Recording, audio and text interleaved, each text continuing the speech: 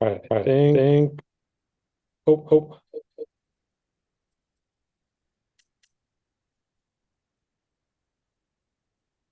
Okay.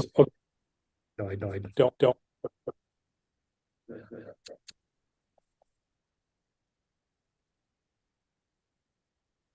Where's okay. Yeah. Nope. The room. Picking up on the room. Well.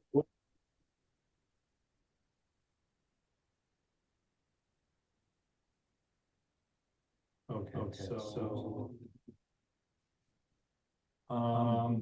It has to do with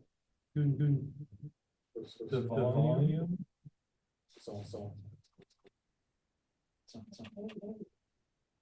Getting video volume. Okay. All right. Great. Okay. I think we have been working without a cable. All right. So let's go. Okay. We're gonna continue on the dimensionality reduction section today, talking about matrix sketching. So just look at the schedule to start it here. So we're gonna be looking at this for the next few lectures. The streaming homework was today. Again, gonna post the slate. I know this was a little bit nuts. So if you need extensions on that, it's gonna be okay. The intermediate report due next week, Wednesday. Okay. Should have been kind of on the project. It'll fall the radar with everything else happening. But in the intermediate report, it's one page per student in the group. We'll bring it to class that day. Everyone should come to class that day. And there will be a peer feedback for the second half of the classroom time. And then I just sent out for class a link to sign up to meet with me. There will be meeting times with me for everyone. All the groups will get so 10 minutes. With me, you should bring a printout with you. And prepare to give me like a 3 to 5 minute summary. And then I will be reading the report while you're doing that. And then we'll have about 5 minutes or so to give some feedback. To give you direction, so you kind of know what to focus on to finish up the project. You're not supposed to be done at this point, but you should have enough to know whether the approach you're planning is kind of working or is kind of not working, or to ready to ask me questions. And if you're not in a position where we can assess whether seems to be working or seems not working, or you might need to pivot or get some ideas of how to complete it, then you haven't done enough yet at that stage of the report. Okay, so it's not everything, but kind of getting a sense of whether it's happening or you run into a major challenge, you don't know what to do. If you've run to that point, that's fine. Bring that to me and I will help you. And if it seems to be working, that's great. I'll tell you how to make it even maybe more awesome. Right. So that's kind of the goal of the intermediate report. Okay. So the lecture on Monday was kind of a whirlwind review of the SVD and PCA. If you had seen that before, maybe it was kind of stuff you've seen before. If you should supposedly have your undergrad seen it in both the linear algebra class and then in foundation analysis class. Hopefully it was reviewed, but it's a concept that students seem to struggle with. So I wanted to review it, and some of the grad students have not seen that the topic before. So I wanted to go a little bit slower today. Kind of a rapid lecture on Monday. Covered a lot, and it kind of be a little bit more gradual and deliberate. First thing I wanted to do, maybe we'll start with. I just wanted to kind of drive home that this while computing the SVD may seem mysterious, you are not actually going to be really computing it on your own. It's really how you define these projections is based on code in the singular value decomposition, and it's not that hard to do. This is collab. Hopefully you've seen. You import the basic like NumPy and SciPy libraries. Is this large enough you can see it? Okay, it's how do I make it? Not sure how to make it bigger on my iPad, but hopefully you can see one of the monitors around. So okay, the basic things. It starts by generating a random 20 by 5 matrix, random values between 0 and 1. Okay, so everything is filled with values, right? So okay, easy to do. And then to calculate the T, you can just run this command from the linear algebra package within SciPy. Okay, it outputs three things: U, S, and transpose. And print out U as we discussed, kind of hard to understand what's happening. It's just a bunch of numbers. I won't say too much about that. Okay. S.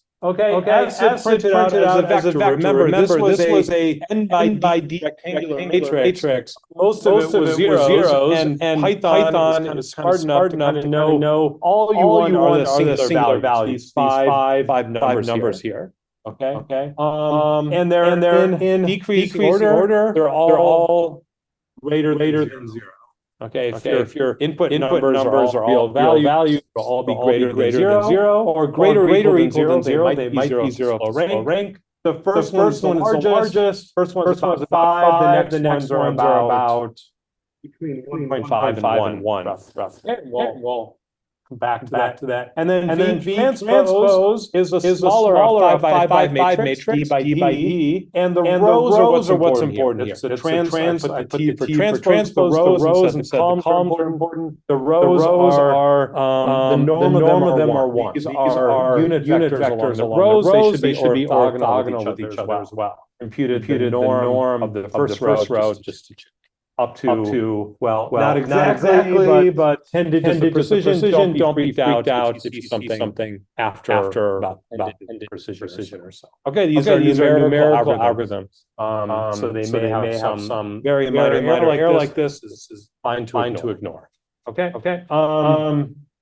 And then so one thing we notice about the values here is that the first one is much larger than the other ones. So like I said, the first ones are more important. They capture more information. Anyone guess why the first one is much larger than the other ones?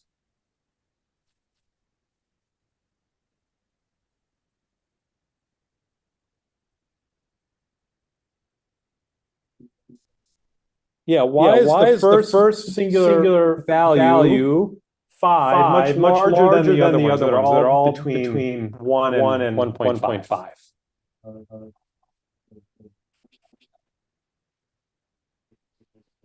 Great. So it captures the most variance. That's good. So it should be the largest one, right? So it has the most variance in any direction or variation. Variance implies we've done centering. We haven't done it. Okay, but why is it so much larger? Because when you did the random in the one. So it has to do how I generate the data, right? I generate the data, so every value is 0 and 1. And so I wouldn't call this like one direction. That I've really in 5 directions, 5-dimensional space, but they're all positive. And the singular value is talking about the variation from the origin. But they're all in the first orthant. They're all in the every value is positive. Everything is pointing towards the 1 direction. And again, if I look at the first singular vector, first row here, transpose. Well, it's all pointing. They're all about the same value, all about negative 0.45 roughly. Okay. The fact that's negative, they're all negative is it could be all positive. These are unique to a sign only, or if there are ties in the singular values. But the sign could be flipped, they would encode the same information. And it's basically pointing in the opposite of the positive ortho, or the 1 vector, or the 0.5 vector. That was the right number. And so that really isn't showing them. It's kind of showing the middle, but not the very everything should be spread out equally once I'm in that ortho. Right. So I can now instead I can make this more extreme. Let's see. I can do this on the fly. Make it between let's say 2 and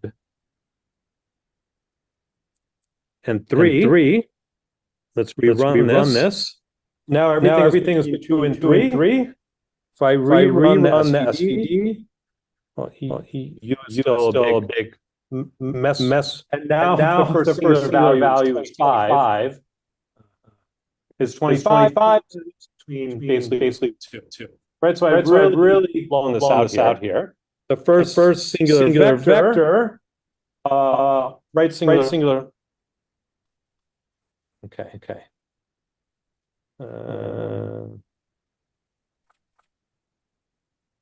The first singular vector is still about the same, pointing in this positive 1 direction. But now it's much longer because all the data is there. Okay, so how do I get a better sense of the spread of the data? Well, I do this PCA, and the PCA again, super simple. I want to instead of defining there, I want to first find the center, the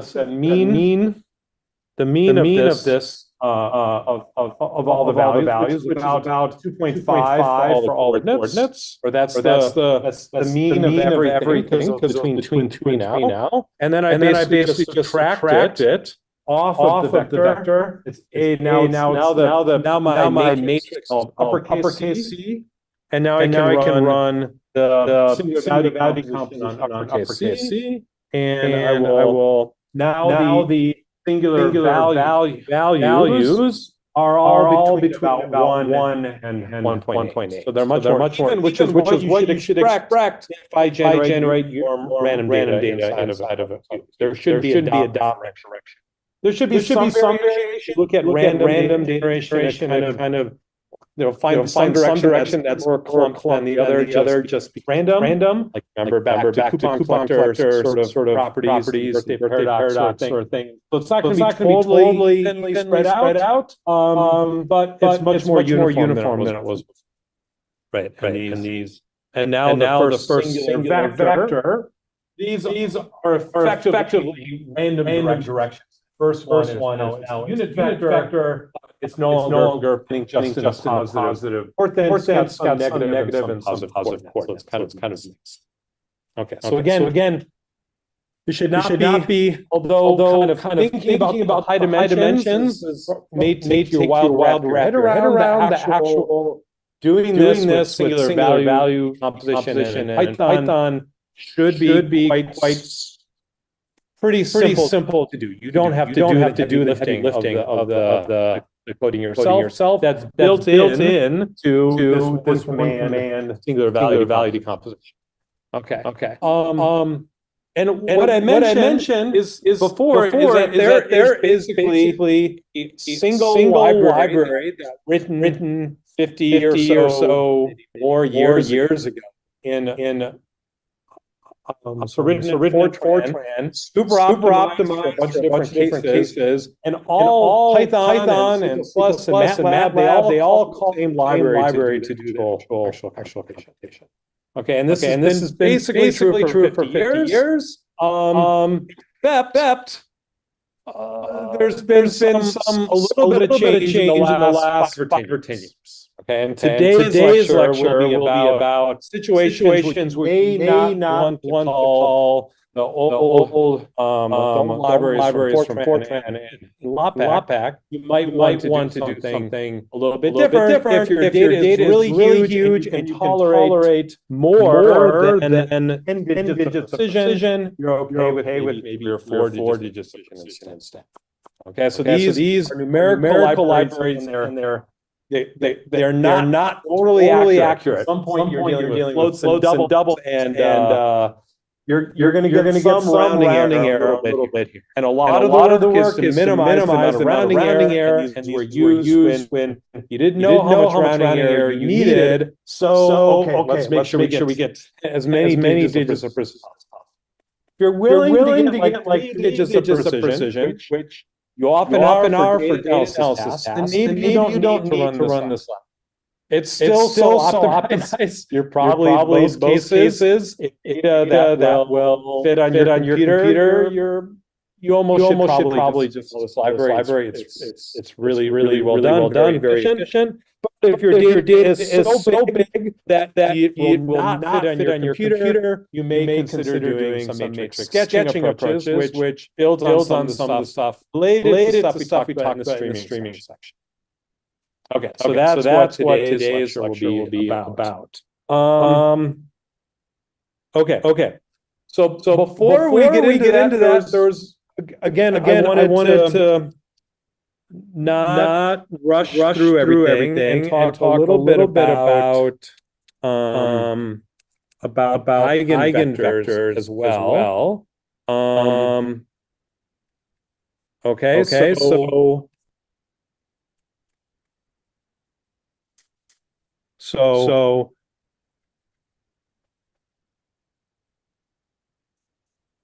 okay. So how many people have taken a class in linear algebra?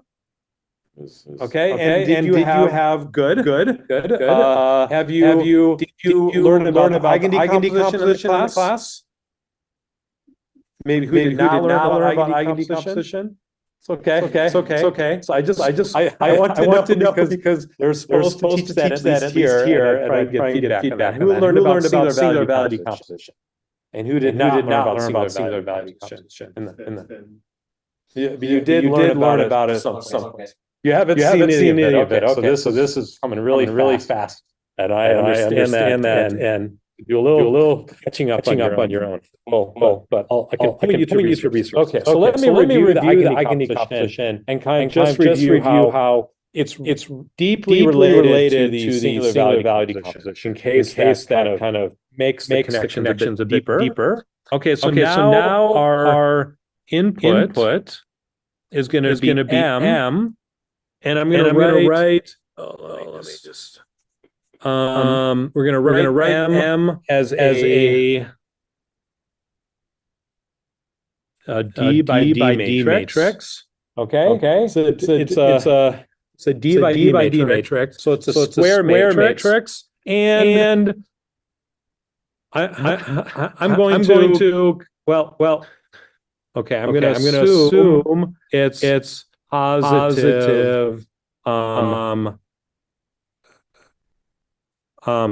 Definite, or in fact maybe so it's going to be positive semi-definite, and I'll if this scares you, I will explain in less than a minute why we won't need to worry about that. All right.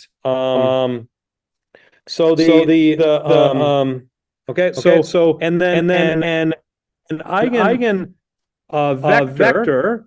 So I'm gonna consider an eigen vector V and an eigen value lambda. This is a real number. This is our D, and they're gonna have the property that M times V is going to be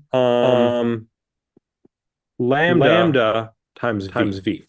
Okay. So eigen comes from the German word for self, and I'm basically multiplying a vector times the matrix, and I'm getting back the vector again times some scalar value. Okay, so that's fact. I multiply by a square matrix, so it's still d-dimensional. Okay, but the fact I get back the scaled version of the same matrix is what makes the eigenvector special. So tells me something special about the matrix and okay, and there if M is positive definite full ring, yes.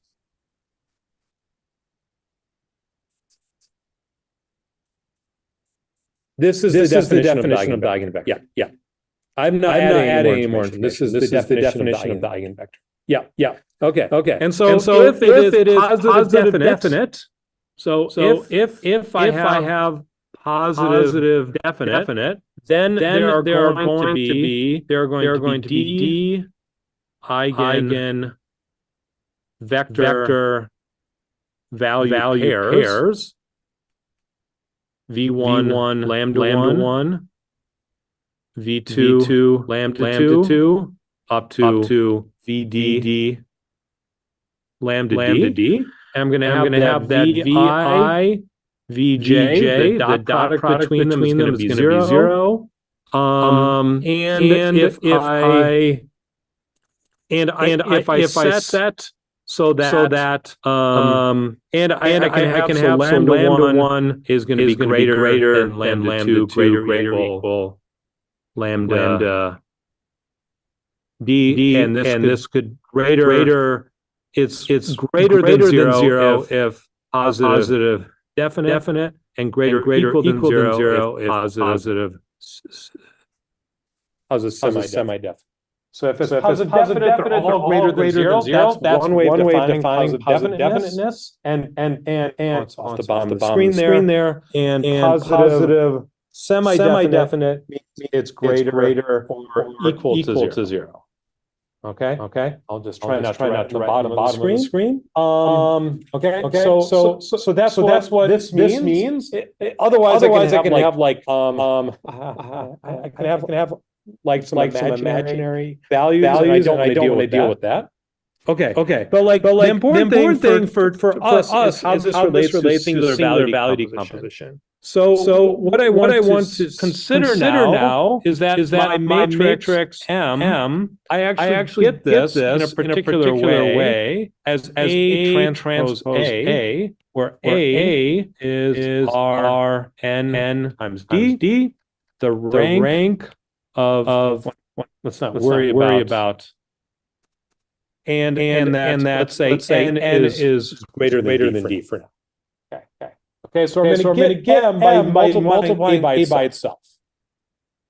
If I have this and A is real values, then M is positive semi-definite, and if the rank of A is equal to D, then M is positive definite. So if it's full rank, then positive definite, all the eigenvalues are positive. Okay, so I don't have to worry about what this positive definite means if I get it from my data matrix A like this. A is a data matrix, real values. Nice. Okay, so now what I want to do is expand M times. So let's start. Now let's say that the SVD of A gives me USV transpose. Okay, so I'm doing the SVD of A. So now I want to consider what happens if I do M times V. Okay. What happens if I do M times V now? And I'm going to expand this out. So remember A transpose A times V, and I can actually expand out A transpose and A using the singular value decomposition. Okay. So A remember is USV transpose, and if I do transpose of this, what I do is I reverse the order, transpose all the matrices. So this turns out to be V S transpose U transpose times V. Okay.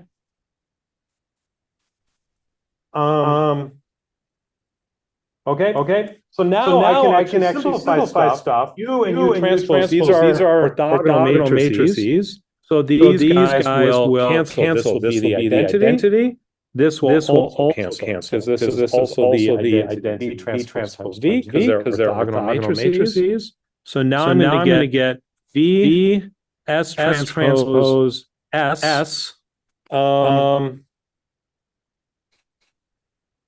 Okay. Well, S was what was S? There's something a little bit weird, and I cancel this out. S was okay. S is an N by D matrix, so this is D by N. Remember, padded with zeros. And all that's left when I multiply S by itself is basically a diagonal matrix. Ignore the padding by the zeros, and I have kind of S where it's only on here, and S. This is S transpose, and this is S. Remember, if I do a transpose on a diagonal matrix, I'm flipping it this way. The diagonal stays the same. All the rest is still zeros. So I get just S again, and this is still a diagonal matrix. So this is still V times the diagonal matrix of the singular value.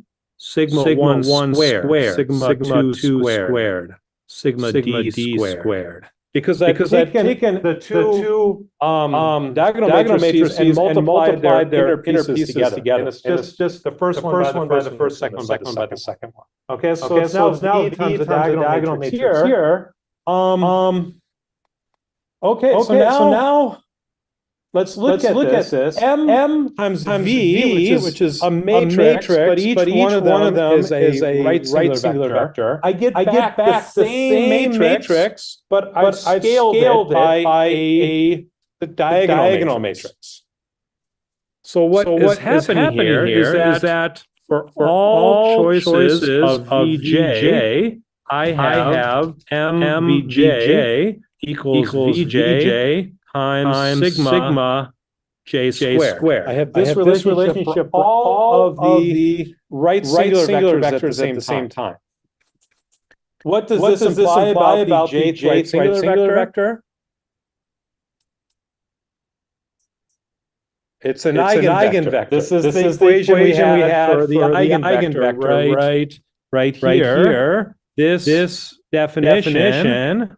Well, that's showing up exactly right here. And so with sigma j squared equals the eigenvalue. So sigma, so the squared singular values are the eigenvalues of A transpose A.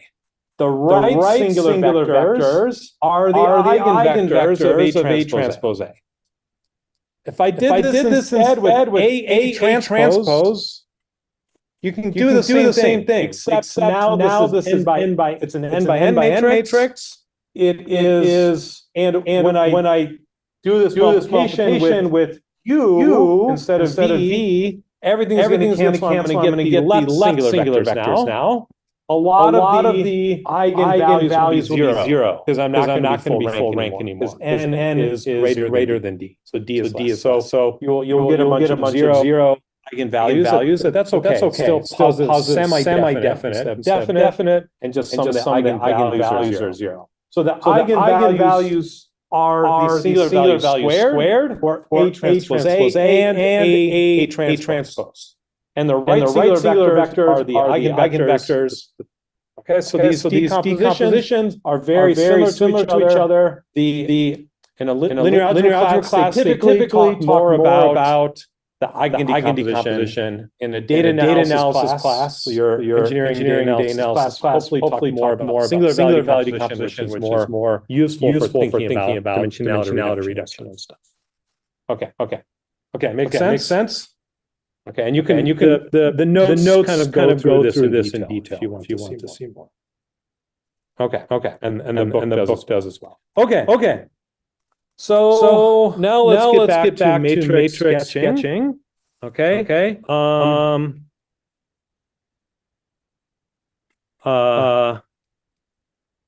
And so there are a lot of algorithmic developments about matrix sketching and different models of big data, different settings where you would want to do this at very large scale. I'm going to give it in the context of streaming algorithms today. And I think it captures, you can talk about all the central algorithms in this sort of setting. For engineering, if you really want to scale it up, do some parallel or distributed version. And there are some more nuances to that. We'll just talk about in a stream today because it's the simplest setting that kind of reveals the kind of important structure here. Okay. So that means we're now going to be having a large matrix A, where this is D, this is N. We're going to say N is very large, and D is let's say large. And we'll talk about different algorithms depending on how these relate to each other. Okay. And we're going to observe one row AI at time. Okay. And the goal, there are going to be a few goals. But for now, we're going to think about doing the what we need to do dimensionality reduction is to output a matrix B, which is going to be our we'll call this L times D, where the best rank K approximation of BK has SVD of B equals to U prime S prime B prime transpose, and we're gonna have that V1 through VK prime are gonna be approximately equal to V1 to VK, and sigma 1 prime, sigma 1, sigma K prime up to those are approximately sigma 1 up to sigma K, where US V transpose is equal to the SVD of the original matrix A. All right.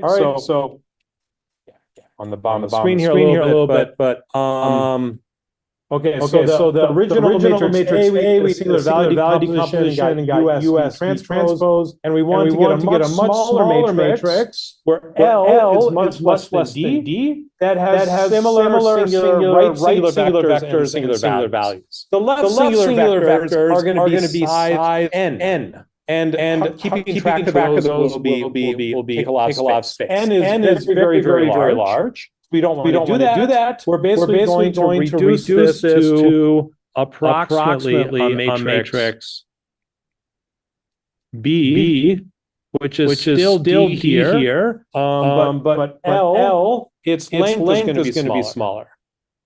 Okay. And in order to do anything with B, say multiply it by a vector, which is going to be a common operation, we need to at least have the right dimensions so we can multiply it by a vector. That's D dimension. So we need this D to be the same, but this L, the number of rows will be much smaller. Okay, so this is what we would think of as a way to do a sketch of a matrix. And I want basically the right singular vectors and singular values to be approximately correct. And we'll see exactly what this means, but this is just some basic intuition for now. Okay.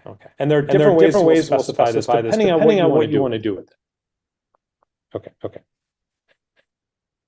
So the first, does kind of make sense? I'm witnessing the rows one by one. So I think I'm observing some each row as a data point, and instead of a single value or a single kind of word or IP address. It's now vector of descriptions. Maybe it's the embedding of a word in a high-dimensional word embedding space. Or it's an observation of a customer who has lots of actors.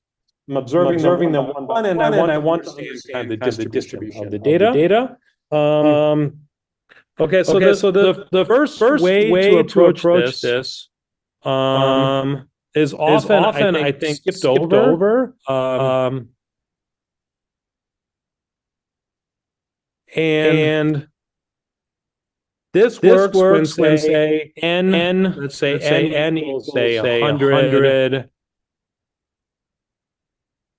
100 million, and d is maybe to 100 in this range.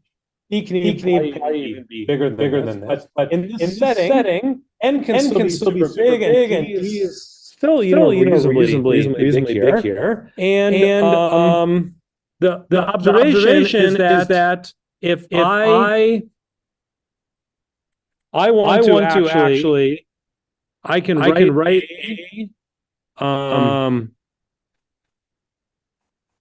A transpose A, remember this is M. Right? And if I have M, I can look at its eigen M is now D by D, which is 100 by 100. Not too big. And I can look at EigenDecomposition now. I get its right. It's eigenvectors and eigenvalues, and I can recover the right singular vector, right, and the singular values from the EigenDecomposition. So I could somehow get here. I'd be all set. Okay, and the observation is that I can write M as I equal to n of A I transpose AI, where AI is a row vector. So AI transpose AI. This is an outer product. So because it's usually I mix up row and column vectors. Don't think too much about it. But it's important. This is outer product here. This is a D by D matrix with the rows, and if I sum them up, I actually get M. I can recover M. If I look at what this multiplication multiplication is doing, it's equivalent to summing up all the rows times themselves and adding all those terms up. Okay. So what this means I can do now is that I can for I equals 1 to n in stream. If I have all. Yeah. So I'm summing them, right? So this guy. This is rank 1. But if I sum up n of them, and n is much bigger than D, the rank of X probably much bigger than D. If A is full rank, then M will be D also. And then it will have D positive real eigenvalue.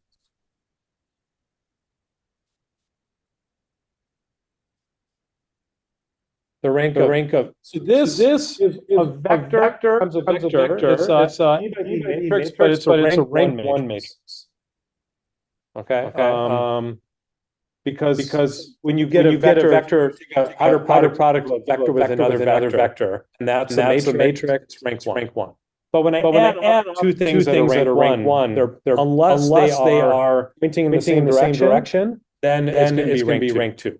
Right. So generally it's going to add a rank as long as every row is linearly independent of all the previous rows. Once I get to dimensions, it can't be full rank. They can't be linear independent of everything else, and the rank stops growing. Yep. Okay. So I'm going to set. I'll call this a C matrix equal to the zeros. D by D. And so then I'm just going to do C get C plus AI transpose AI. Right. And then I'm just going to return M equals C. Okay.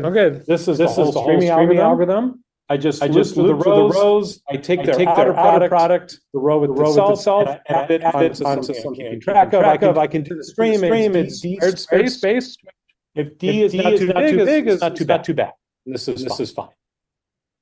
And this gives me the answer exactly.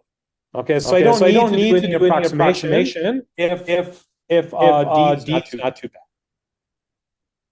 Okay.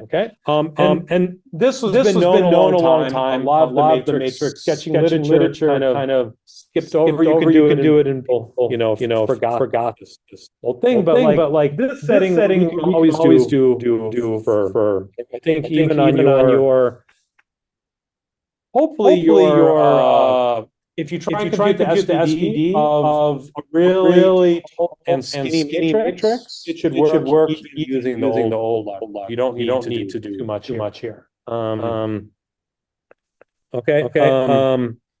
So let me get into the first new method here called FrequentDirections sketch. Okay, and this is where n equals say 100 million, and d equals something like 100 like 100,000. Okay, so d squared is going to be probably too big to deal with. D I'll have to deal with. It's big, but it's not. I can store on my computer. Okay, maybe 1,000 would still be kind of still be reasonable in space. And now I'm going to say I want to understand the rank approximation. And let's say K is 10, K is maybe 2.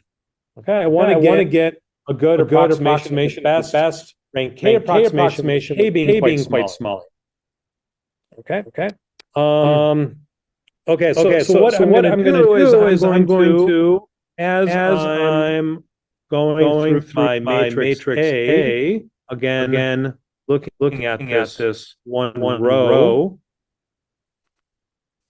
AI at a time, I'm going to be mapping to a matrix B, where this size is D, the same as before. This is the same D dimensions. And I'm going to kind of keep the top part of this filled. And I want something on the bottom to be zero here. And so most of the time if something is zero, I'm just going to put I inside of this. I'm going to add it in. Okay, I'm saying, okay, as long as I have rows here, I'm going to concatenate with I. This new row and the singular value was approximately the right values before. It will be after I concatenate both of them, right? Because I've only seen up to this point before. So this part is the same. And so I can put a bunch of rows until it gets full. Okay. Then when full, I need to do something to make it so it's all zeros again. Then I go from B that is going to be all filled to a B, which is going to be only the top part is filled, and the bottom part is zero. And then I can put the next bunch of rows in until it's full, and then I do an operation. Okay, and the key is what I do after it gets full. I have to somehow preserve the right singular vectors, the large ones, the ones I care about, and make most of the matrix zero. And so I can there's a operation on B. So what I do is I take the SVD of B, and we'll call S V transpose. Okay. And I'm going to ignore. I'm going to ignore you. I'm not going to care about it. All I care about are the singular values and the right singular vectors. Okay. I only care about these guys here. And in fact, I only care about the large singular values. The small ones, I only care about the top k, small number. So the small singular values, I'm gonna rid of these, set to zero. Okay, so I'm gonna set B is going to be again L by D, and I'm gonna make L greater than K. In fact, greater than 2K. I'll explain what L is in a second. But greater than 2K, so I can throw away at least the bottom half. Okay. So I'm gonna set SJJ to 0 or J greater or equal to L over 2. Right. So the bottom half of these are zero, and I'm going to then update. B is going to be equal to S prime, which is my updated version. Times V transpose. I'm gonna again ignore you. It's not gonna play a role. This will have the same singular values, whether or not I multiplied by you. That just rotated the basis. It didn't change what the right singular vectors are. Okay. So if I just set these to zero, this sometimes works, but not always. And I want to do some trick that will I can guarantee it will always work. And so I'm going to set SJJ equals to the square root of SJJ minus squared minus SL over 2 squared here if J less than L over 2. Okay, so for the singular values associated with the top ones, I'm going to shrink them. Shrink their squared singular values. You need the squared ones is kind of in the details analysis, but I'm going to shrink squared terms. Here as well. The top. So I don't keep them the same, but I shrink them a little bit. And in fact, this is the Mishra Grease trick. Remember from the frequent item counting, where we kept track of these counters for the different items, and when we ran out of counters, we had to shrink all the counters by one. This is basically the same kind of trick we're doing here, except we need to shrink the singular values. We need to take the SVD first because that gives us this nice orthogonal basis, and if we just shrink the vectors, then we shrink two vectors maybe pointing in the same direction, and we shrink that direction too much. But if we do the SVD first, then we have made the vectors orthogonal, and then by making them orthogonal, we make sure we don't shrink everything some direction more than once. And you shrink the squared ones because of some thing to do with the Pythagorean theorem and things the math works out. Okay, so this is the algorithm. I stream through the rows. If there's an empty spot, I just insert it. It has no error. If it gets full, I have to do a shrinking step. And in that shrinking step, I shrink all singular values by the one about halfway through. And the ones that are small enough, if I shrunk them by that much, they become negative, so I just set them to zero. And the analysis is Misha Grease kind of analysis. Okay, and this can have guarantees that I do not have too much error on maintaining all the singular values and vectors in this. I guarantee I approximate the best rank case subspace. Okay, so typically I will set L equals to something like K over epsilon plus or was it K over epsilon plus K. So basically, more than epsilon, then I'm going to get an epsilon approximation. I will be able to say that the if I look at A minus the times the projection onto the best rank K approximation from B. So if I project it onto that, this is a projection operator. Then this will be less than 1 plus epsilon times A minus AK. Okay, so I can say that the best this is the best rank K approximation. This is the error, all the singular values, the sum of the square values are thrown away. I'm looking at my error, and it's only a little bit more than that. So if I make it only epsilon 1 over 10, then this is only 10% more error. If I project onto the space defined here, so if I project on this subspace, the K, I only get 10% more error. Guaranteed. In the practice, it works better than this. Okay, and so this allows me to work at very large space. I never get a lot of space, even if the dimension D is very large. Why do we keep the first and the top L are the ones with the larger singular values, and those are capturing the more important subspace. The most of I'm trying to capture subspace that has the most variation in it, and so that's what the top singular vector values capture.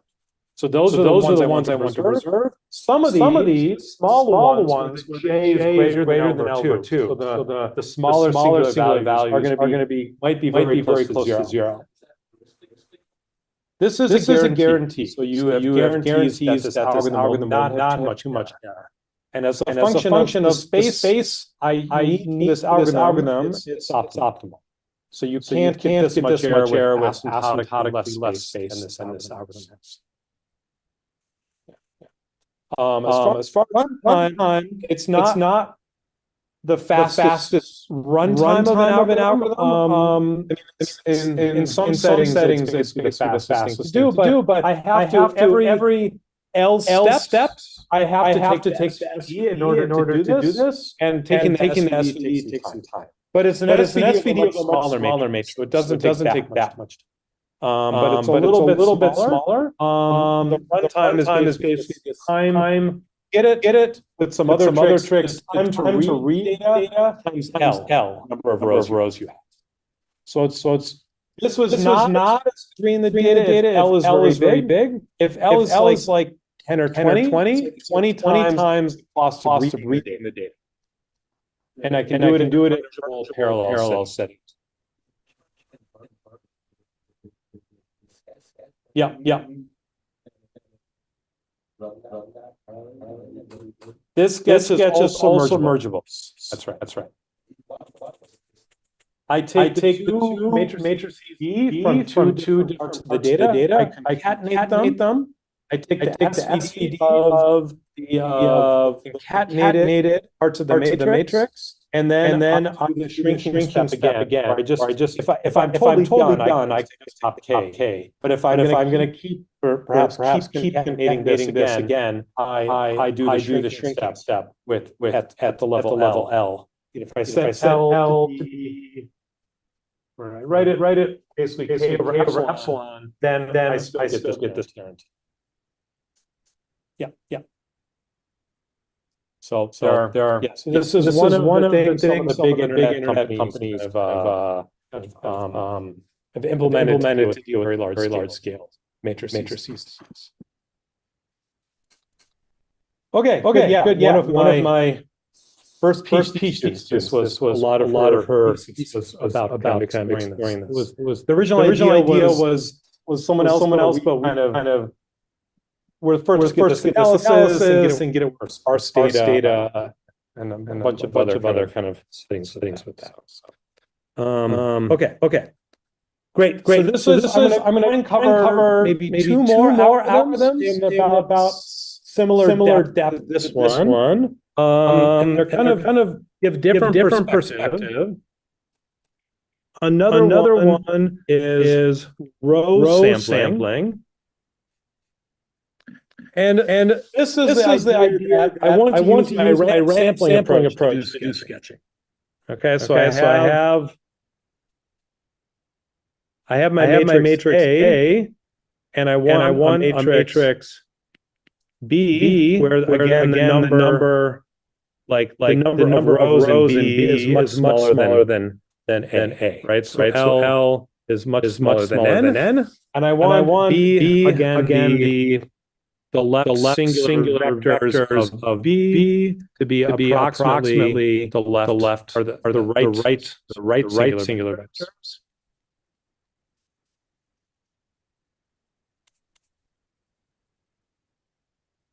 The right singular vectors of A. Okay, so I want those to be about the same.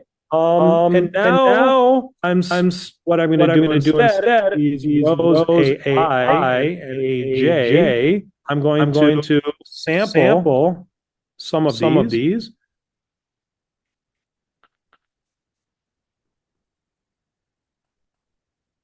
Right, so I'm going to sample some of the rows from A and put them into B. This is algorithm. I want to use my sampling and stream methods. Okay. In order to do this, there are two ways. I do not want to use. So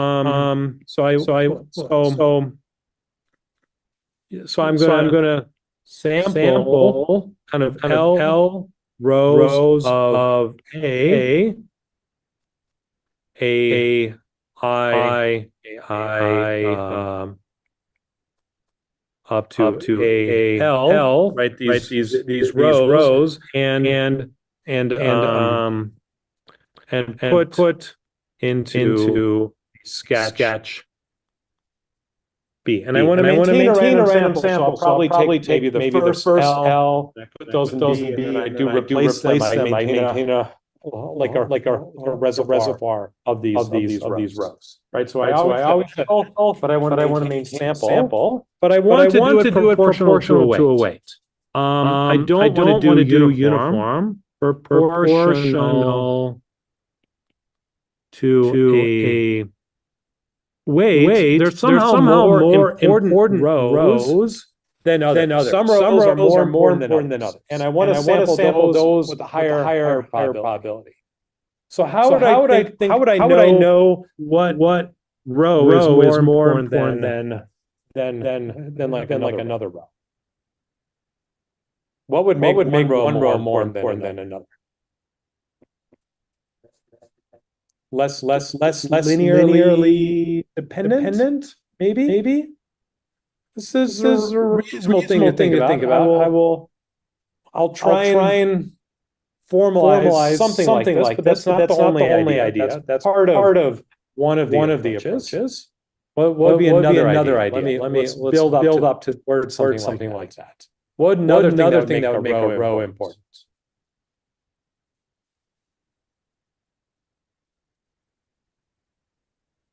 How would I measure kind of the amount of information in a vector? What would make a vector bigger than another vector? A distance to maybe to the all vector. Yeah. So the distance to the all zero vector is just the norm of the vector. Right. So the first thing I will do is I will set the weight to the squared norm of the vector. Okay, so the vectors which are longer, they influence the right singular vector and right singular values more. Kind of makes sense. Hopefully, I'm measuring kind of distance from the origin. If my data was center, these are the high variance rows. The outliers, right? Maybe along the subspace, or maybe themselves defining another subspace. Outliers is a whole other issue we won't get into today. Okay, so this I can do directly. I can calculate the weight looking at the norm, and I can run my weighted stream sampling algorithm. The original analysis often looked at the kind of doing replacement. So example, I wrote once. But if you do without replacement sampling, it works better. Okay. So the other way is I can set the weight equals to the what's called the leverage score of AI. Okay, and the leverage score is I can really the rank A leverage score. If you want to do approximate the k-dimensional subspace, what is the rank leverage score? One way of writing this down is look at this U matrix and look at the first k columns of it. Okay, and I'm going to look at the ith row of this and look at its squared norm.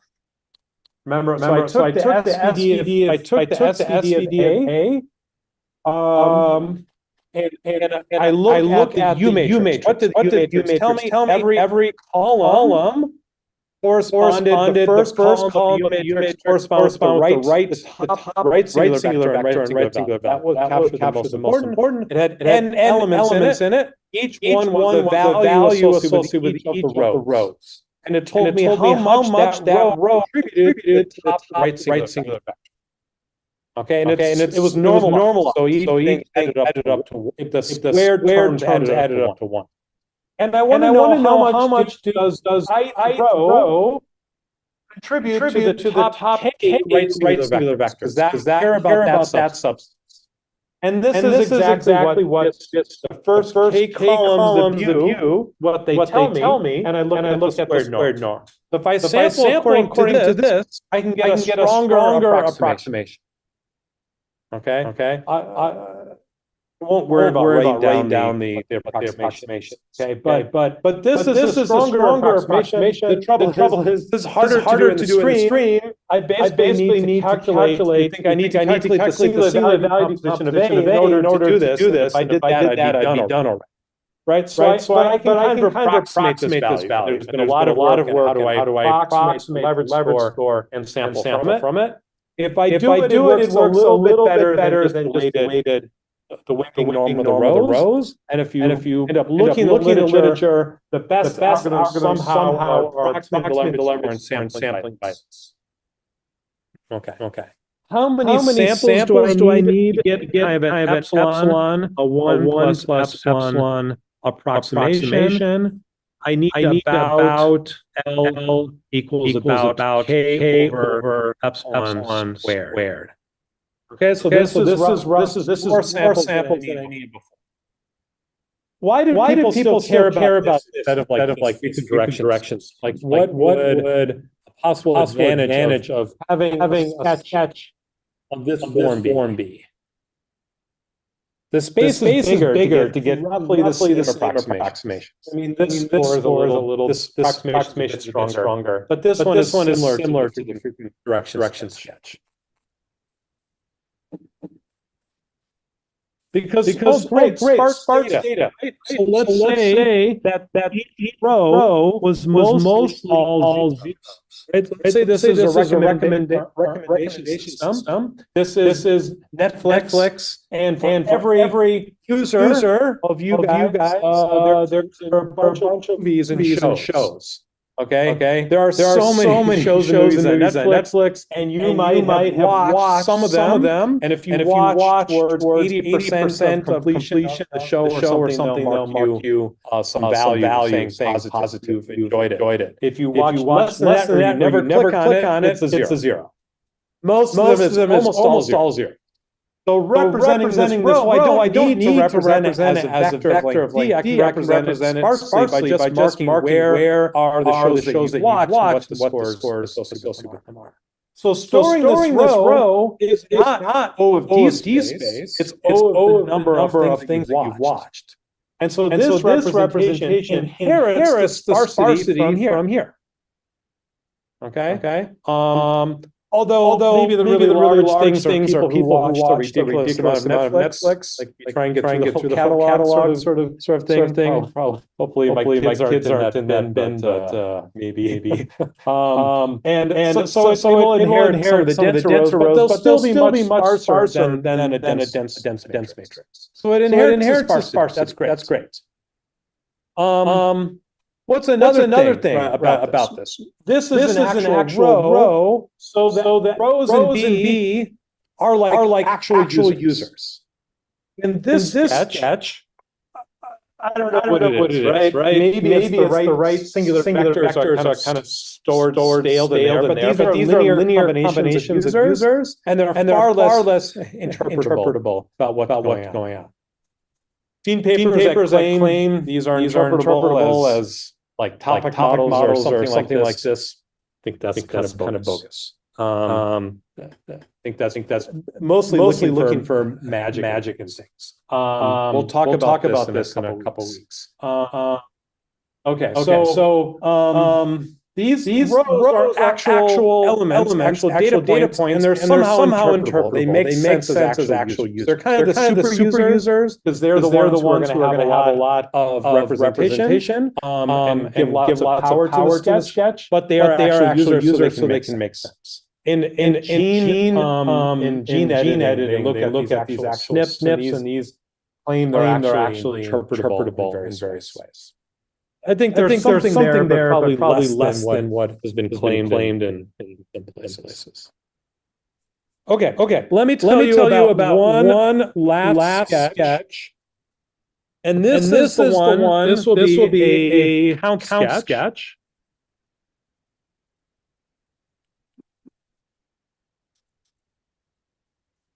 Okay. And this is the one that is the most efficient. And this is like the starting point for these algorithms that are some places really like seriously placing LOPAC, and people are rebuilding the libraries or extensions to libraries for large-scale data. And these algorithms can get something to like handfuls of digits of precision that are actually outperforming LOPAC. Okay. Maybe not. You shouldn't use them for 10 digits of precision, but in some cases, there are techniques that still help. Okay. And so it's much faster. It's less efficient on the space than the other approaches. But it's going to be as fast as reading the data, which is very impressive. And the CountSketch is going to kind of look like the CountMin sketch. Except it's not going to take the min, it's going to take the average of everything implicitly. So it's going to be a little strange. Maybe let me try and write down the algorithm. Okay, I'm going to have L hash functions. And these hash functions are going to go each HJ is going to go from n, the space of all the rows, okay, it's going to go to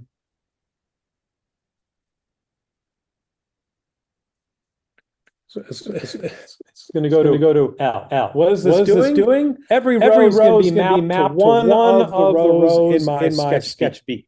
Right, so again, it's going to be like the sampling, where everything is going to be every row in A is going to be mapped to one of those in B. But I have a second sketch, SJ,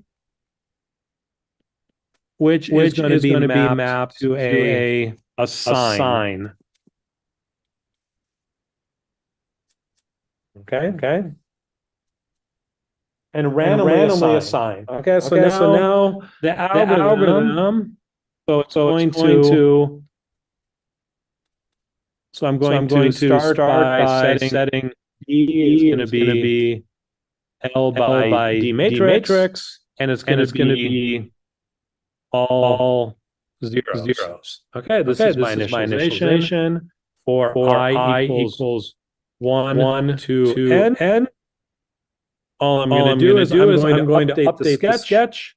I'm going to say that B, and I'm gonna pick one of the rows, which row is gonna equal hash n. So I'm gonna hash the height thing. So I'm gonna pick one of the rows at random. So I'm gonna pick one of the rows at random, and I'm gonna do plus equal AI. So I'm gonna add it to the element, the whatever row in Sketch I've hashed to. I'm gonna add the new row either to it. But actually the sign of it. So I'm going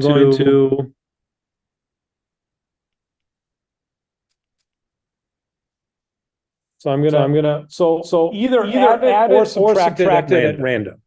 Okay, so this is pick random row in the sketch. And I'm going to add or subtract at random.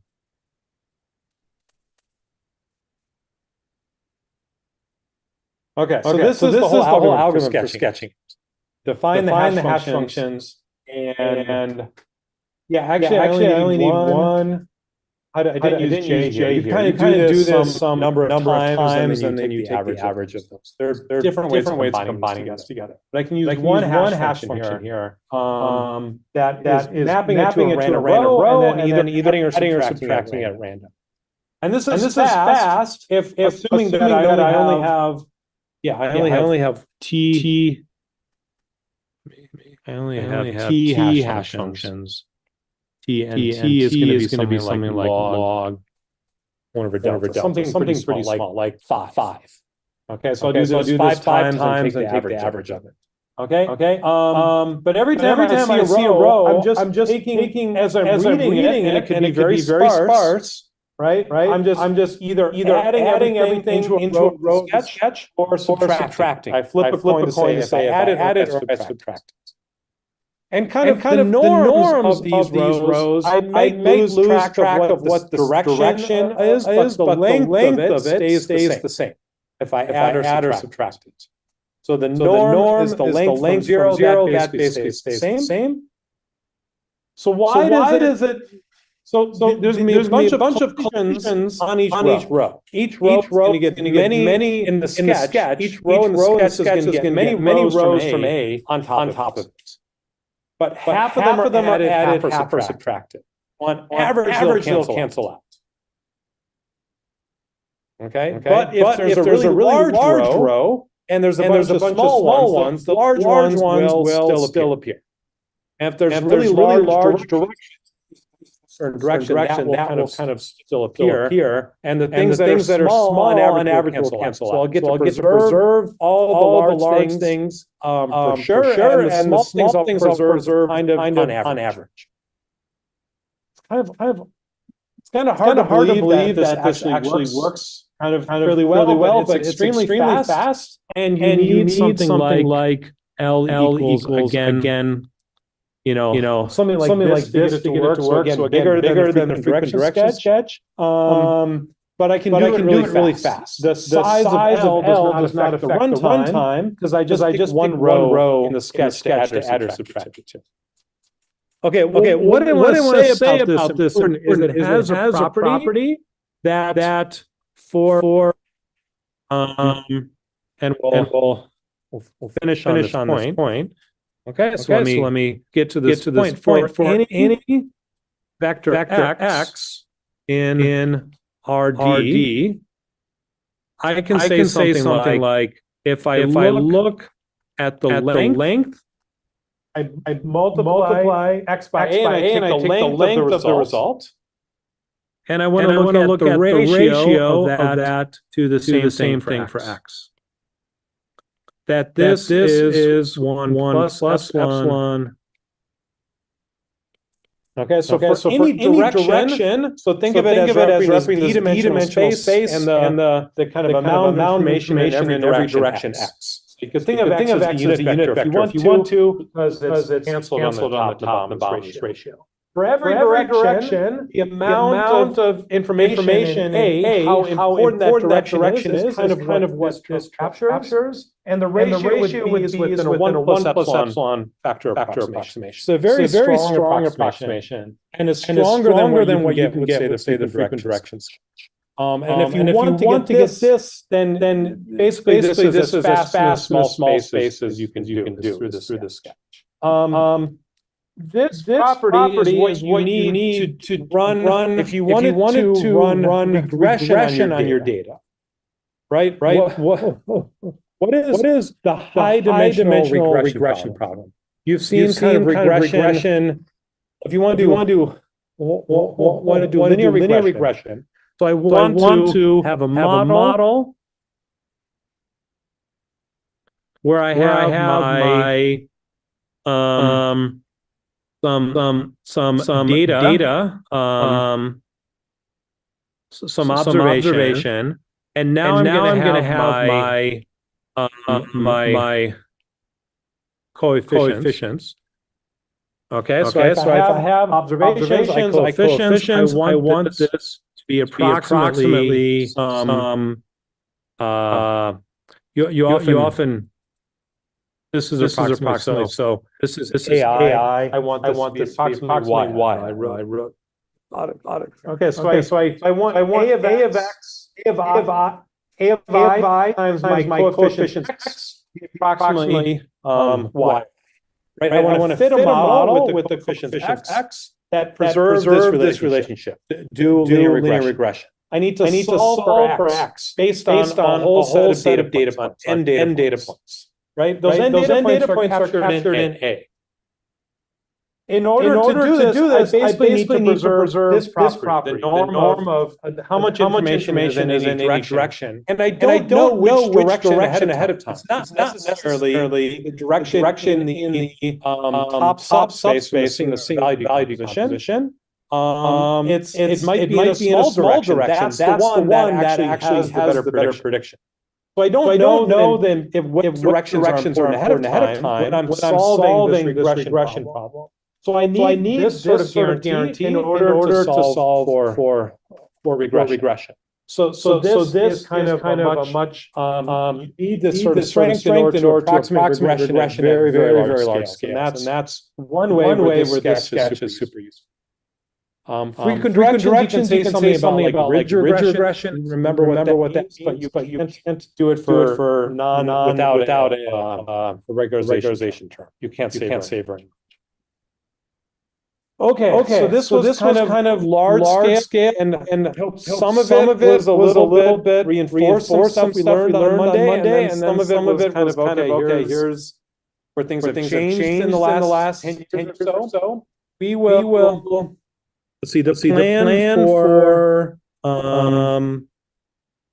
for Monday next week we'll get into metric learning on things you'll do if you don't trust the Euclidean distance you're measuring in high dimensional space. How do you find a way to measure different distance in that space? And that will do with dimensional reduction. Again, use SVD in other ways. It'll be more modeling and less about how do we go to really big scale. And that will the next few lectures will Wednesday lecture will be a short one, and then Monday after that we'll again do more modeling.